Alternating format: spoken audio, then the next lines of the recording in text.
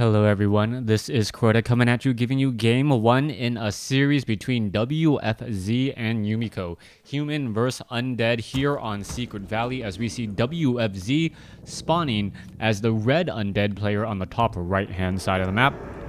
Meanwhile, Yumiko spawning as the orange human here on the bottom left. Human versus Undead, a matchup that I am looking forward to casting for you, and also really looking at the two players that are currently playing perhaps two of the biggest name in WarCraft 3 right now, as we look at Yumiko opening up with a Mountain King first, and WFZ, to no surprise, opening up with a Death Knight. Now, currently, WFZ seems to be pretty much unbeatable in any series, and we'll continue to see if that is the case. Mountain King opening up should be able to do a lot of quick damage here, going after a Null Assassin, and then it looks like he purposely aggro. No, he did not purposely aggro those Nulls. Those Nulls just decided to chase a rather far distance here, as the Death Knight now wandering back over. Alright, Death Knight did end up using a Rada Necromancy charge, but the Mountain King is very close by, and with that Stormbolt, it is possible to get a surround.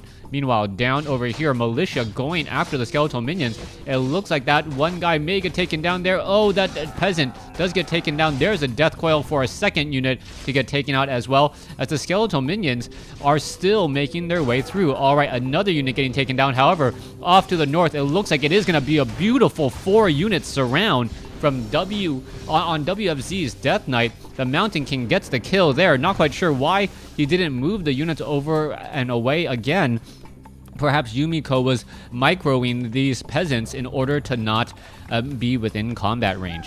Alright, Mountain King did burn a Scroll of Town Portal off of that Death Knight, so the Death Knight will have to be very, very careful. He did make a little bit of a mistake there, but he is coming back stronger with an additional Rod of Necromancy. 6 charges on the Rod of Necromancy is more than enough harassment, but with an Arcane Tower available and up, I don't know if the Death Knight will really be able to slow down this Mountain King. It looks like Militia are being called off over here to the what I'll call the 9 o'clock position. Crypt Fiends, no, Ghouls now being brought over.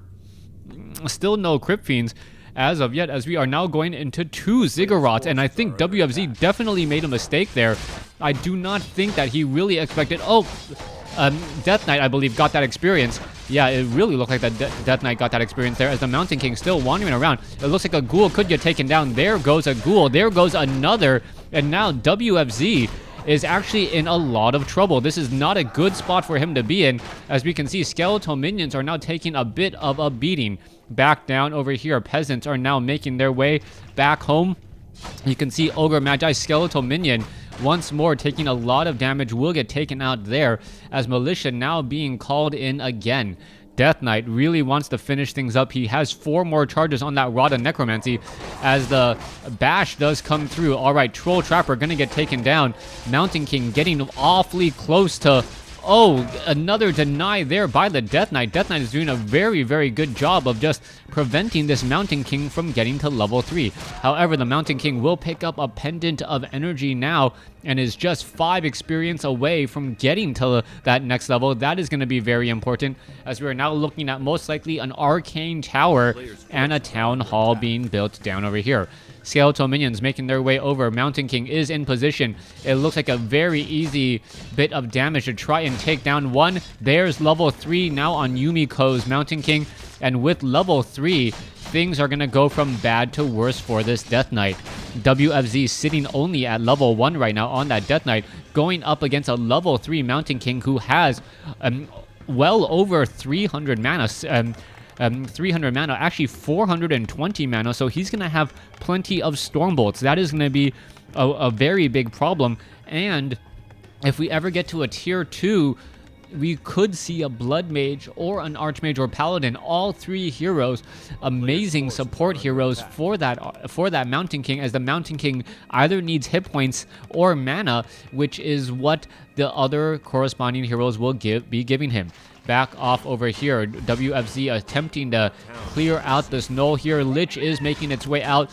Footman does need to do a little bit of escaping. Meanwhile, back down over here, you can see one skeletal minion gonna get pushed back by that guard tower here, as the Mountain King still slowly generating up that mana and should be in a very, very good spot. 350 mana, or rather close to it. Ogre Magi quickly takes a Stormbolt to the face and is going to go ahead and get taken out here in just a second. Ogre Magi only got 1 Bloodlust off. Normally it is 2 to 3 Bloodlust, but that 5-second stun followed by that 2-second bash from that Mountain King, more than enough to limit the number of Bloodlust down to 1 unit, thereby making it much easier to creep out these creep camps and not commit nearly as much resources and time.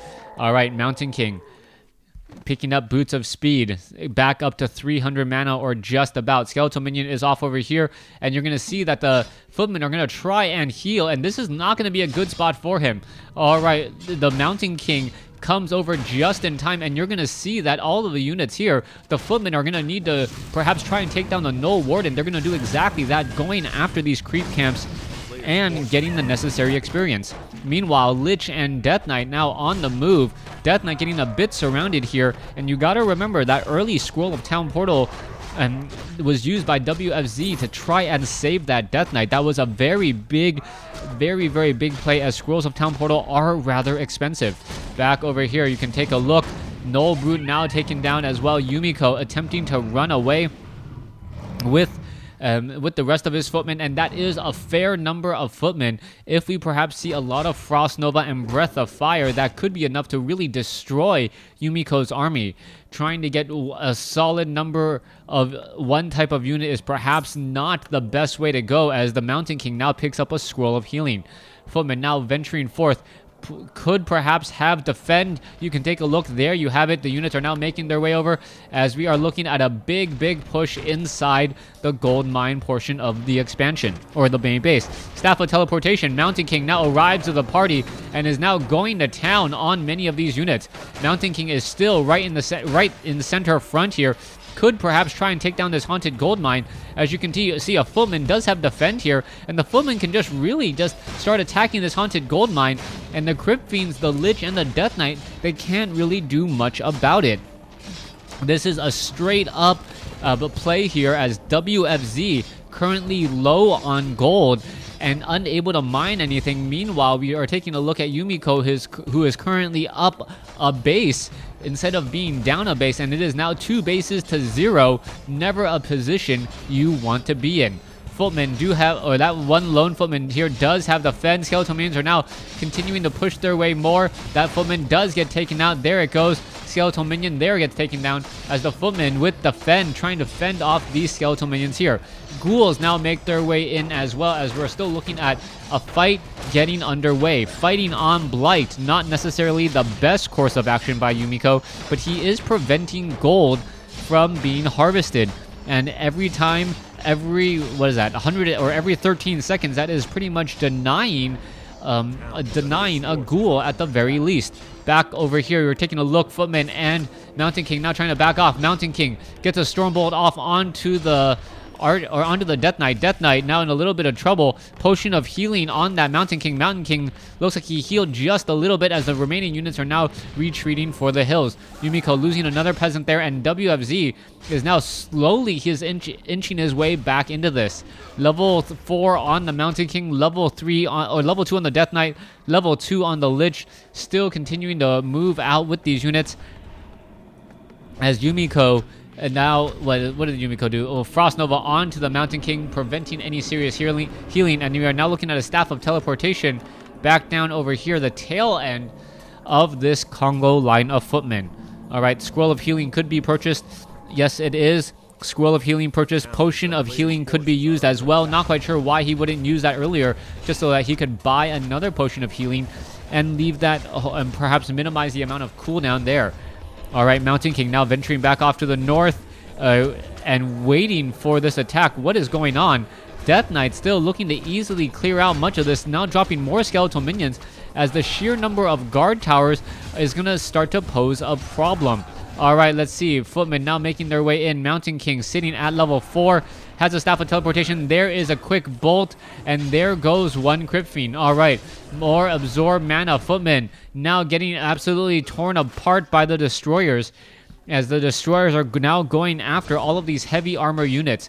All right, let's take a look at this. Mountain King unable to get a Stormbolt off onto the Death Knight. Death Knight now desperately trying to hang on. You can see how much surrounding is still coming in here as the Blood Mage from Yumiko siphoning the mana away from that Lich. That is the perfect strategy, as that will most likely be given to the Mountain King. And if the Mountain King continue to has a lot of mana, he'll be able to continually throw out Stormbolts. Death Knight, Crypt Fiends, Lich now making their way down. Blood Mage, Footman now making their way over as well. What's going to be unfolding here? Dark Ranger now picked up. Dark Ranger, Lich, Death Knight against Mountain King, Blood Mage. Silence on the Mountain King, so no real spells there. Siphon mana, however, could be used by the Blood Mage, and the Blood Mage would in fact be doing a fair bit of damage. Death Knight now going to be forced to use a Death Coil here to try and save some units. Footmen do have Defend. There's that Death Coil, as another Death Coil could be coming through. All right, there goes a Crypt Fiend. The Crypt Fiend, I believe, is going to be out of the fight here in just a second. Death Knight out of mana, in very serious trouble, as the Destroyers now join in on the fight. All right, let's devour that magic and get them out of a very, very sticky situation, as the Crypt Fiends and the Destroyers now working together to push back the remaining units.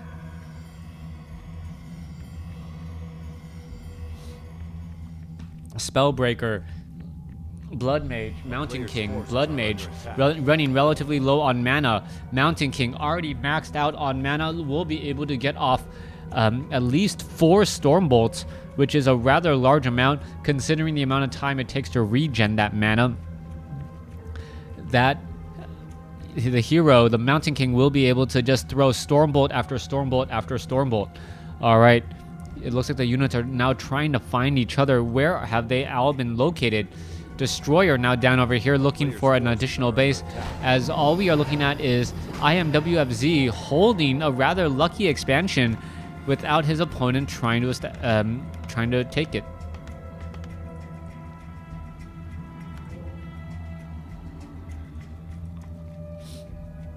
All right, Potion of Invulnerability now picked up.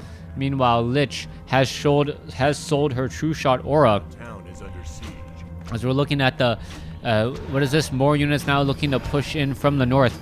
All right, that damage is going to start to add up here. Spellbreakers now just sticking around. Instead, Yumiko going to lose that one Footman. There it goes. And we can still see this one Arcane Vault is going to end up falling here in just a second.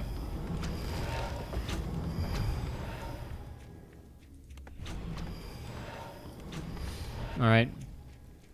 Mountain King now coming back over with a large amount of units.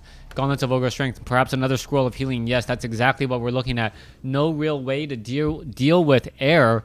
Gargoyles, Destroyers, perhaps one of the strongest strategies when the human player does not go for an Archmage first and does not go for air. Militia now making their way out, gonna try and do a bit of chasing, and it looks like one of those units, if not two, will get taken down. There goes one, as the Spellbreakers are still continuing to try and chase. All right, Militia now looking to back off here. Spellbreaker gets taken down. Blood Mage makes its way over. Destroyers against Dragonhawks.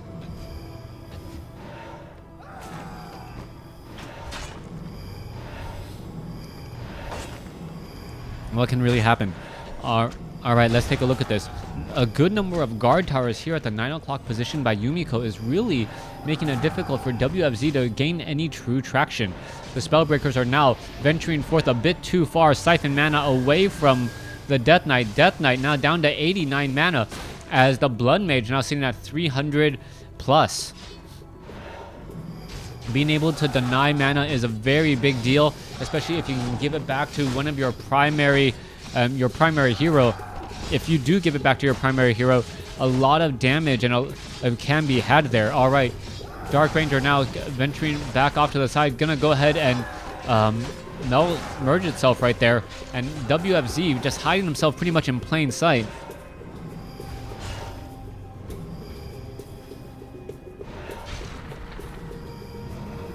As the obsidian statues now make their way down. All right, that is a lot of guard towers. It looks like WFZ is simply ignoring the guard towers. Meanwhile, Spellbreakers all currently trying to regroup. to heal up at that fountain. All right, Yumiko gonna end up losing one barracks here in just a second. There is still one barracks further down. Always keeping track of your building and what you have available to you. As the Crypt Fiend now ventures forth, and are we gonna perhaps see some web? All right, a little bit of damage. Barracks now down. Destroyers are off to the north. Let's take a look. Spellbreakers are now retreating again as the destroyers are all right there. And you can see a quick web there as the Red Drake is quickly going to get overrun by Spellbreakers.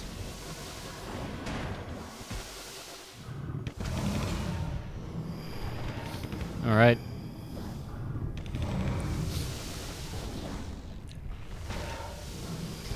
Still no sign of who's going to be winning yet, but Yumiko does have the upper advantages in terms of supply now.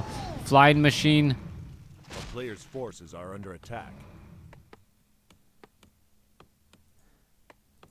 Can't see the price, but Flying Machine is a 3 supplied food.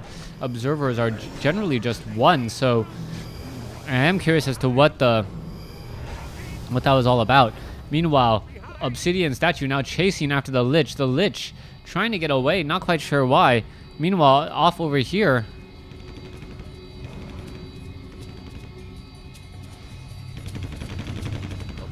off down over here, a Spellbreaker is now venturing off to the north. Another Red Drake is going to get taken down here as the Flying Machines back off. Going to turn around, start firing, and it looks like that Red Drake will fall in just a second. All right, expansion has been cleared. Only one more red creep camp left. Who's going to take it? As the Spellbreaker is now venturing around the corner.